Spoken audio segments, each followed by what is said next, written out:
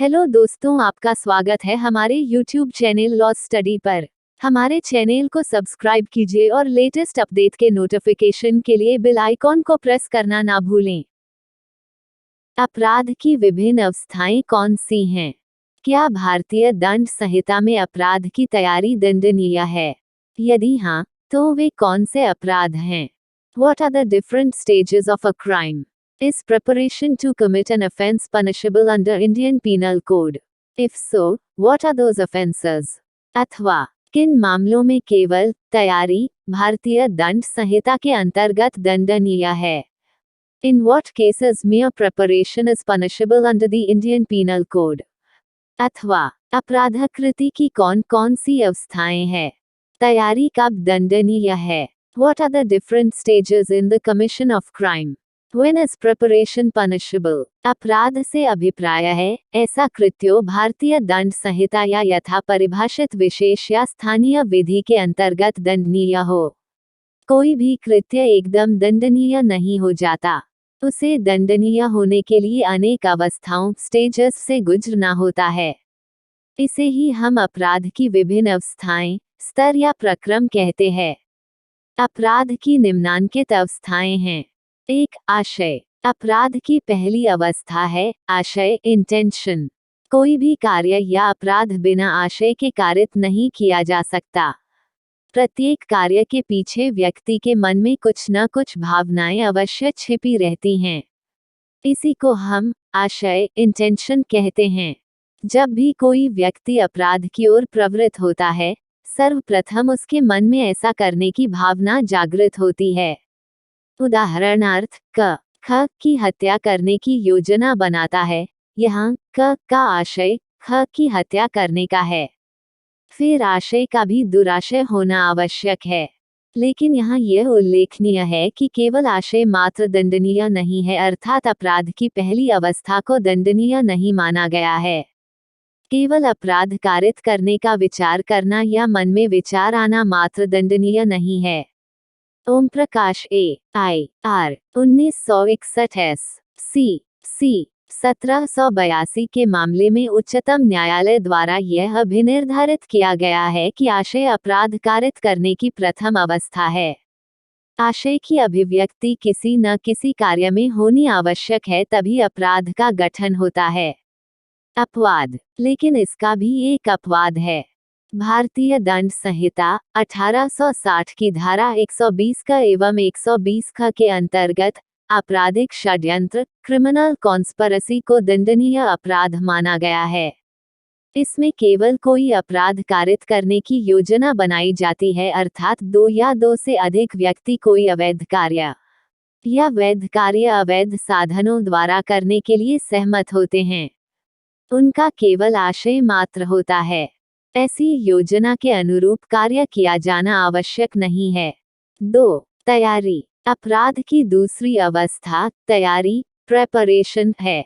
जिस प्रकार आशय के बिना कोई अपराध कारित नहीं किया जा सकता है, उसी प्रकार तैयारी के बिना भी कोई अपराध कारित नहीं किया जा सकता है। तैयारी आशय के बाद की अवस्था है। व्यक्ति अपराध कारित करने का आशय बनाकर उसकी तैयारी में जुट जाता है।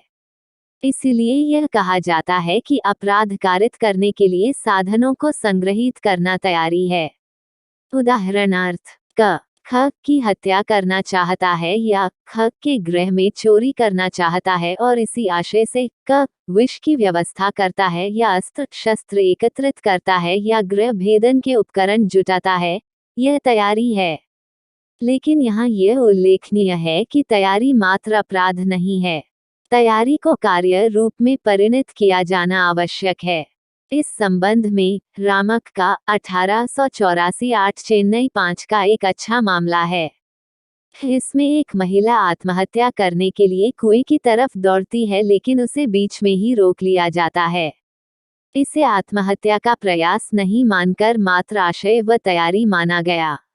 अपवाद। यद्यपि सामान्य नियम के रूप में तैयारी प्रेपरेशन मात्र को अपराध नहीं माना गया है, लेकिन इस सामान्य नियम के भी कुछ अपवाद हैं। भारतीय दंडम संहिता 1860 के अंतर्गत निम्नांकित तैयारियों को दंडनीय अपराध माना गया है। 1. भारत सरकार के विरुद्ध युद्ध करने की तैयारी, धारा 122। 2. भारत सरकार के साथ शांतिपूर्ण संबंध रखने वाले राष्ट्र के साथ लूटपाट करने की तैयारी, धारा 126। 3. डकैती करने की तैयारी करना, धारा 399 आदि। मधुसूदन सेन गुप्ता, AIR, 1958, कोलकाता 25 के मामले में यह अभिनिर्धारित किया गया है कि डकैती करने के लिए गिरोह बनाना तैयारी है और यह दंडनीय अपराध है। लेकिन स्टेट ऑफ उत्तर प्रदेश बनाम ओम प्रकाश, 1960, LJ 277 के मामले में यह कहा गया है कि ऐसी तैयारी का उद्देश्य डकैती करने का होना आवश्यक है। 3. प्रयत्न, जिसे प्रयास, अटेम्प्ट भी कहा जाता है, अपराध की तीसरी अवस्था है। यह एक महत्वपूर्ण अवस्था है और इसे दंडनीय अपराध माना गया है। आशय एवं तैयारी से व्यक्ति अपराध करने के लिए उत्प्रेरित होता है। वह प्रयत्न ही है जो अपराध को पूर्णता की ओर ले जाता है। इस संबंध में अमन कुमार बनाम state of Haryana, AIR, 2004 SC 1497 का एक अच्छा मामला है। इसमें उच्चतम न्यायालय द्वारा यह अभिनिर्धारित किया गया है कि प्रयत्न से अभिप्राय ऐसे कार्य से है जिसे यदि नहीं रोका जाए तो वह उस कार्य को पूर्णता तक पहुंचा देता है। Attempt means an act which if not prevented would have resulted in full consummation of act attempted. Abhayanand बनाम स्टेट, AIR, 1961 SC 1698 के मामले में उच्चतम न्यायालय द्वारा यह अभिनिर्धारित किया गया है कि तैयारी पूर्ण होने के पश्चात प्रयत्न प्रारंभ होता है और किसी कृत्य का किया जाना अपराध के निमित्त अगला कदम। प्रयत्न को हम एक उदाहरण द्वारा स्पष्ट कर सकते हैं। क चोरी करने के आशय से ख की जेब में हाथ डालता है लेकिन जेब में कुछ नहीं मिलता। इसी प्रकार चोरी करने की नीयत से क ख के संदूक का ताला तोड़ता है लेकिन संदूक में कुछ नहीं मिलता। यह चोरी करने का प्रयत्न है और दंडनीय अपराध है। स्टेट ऑफ महाराष्ट्र बनाम राजेंद्र जवानमल गांधी, AIR, 1997 SC 3986 के मामले में एक 12 वर्षीय बालिका को निर्वस्त्र कर उसकी योनि पर लिंग रगड़ने को बलात्कार का प्रयत्न माना गया। इसी प्रकार का एक और प्रकरण मदनलाल बनाम state of Jammu Kashmir, AIR, 1998 SC 386 का है। इसमें भी विद्यालय की एक बालिका को निर्वस्त्र कर प्रधानाध्यापक द्वारा उसकी योनि पर लिंग रगड़ने तथा वीर्यपात हो जाने को बलात्कार का प्रयत्न माना गया है। भारतीय दंड संहिता में निम्नांकित प्रयत्नों को पृथक तौर पर दंडनीय अपराध माना गया है। 1. भारत सरकार के विरुद्ध युद्ध करने का प्रयत्न करना। 2. किसी अपराधी को दंड से बचाने के लिए उपहार आदि अभिप्राप्त करने का प्रयत्न करना, धारा 213। 3. किसी व्यक्ति को कुटकृत सिक्का लेने के लिए उत्प्रेरित करने का प्रयत्न करना, धारा 39। 4. हत्या करने का प्रयत्न करना, धारा 307। 5. आपराधिक मानव वध करने का प्रयत्न करना, धारा 308। 6. आत्महत्या करने का प्रयत्न करना, धारा 309।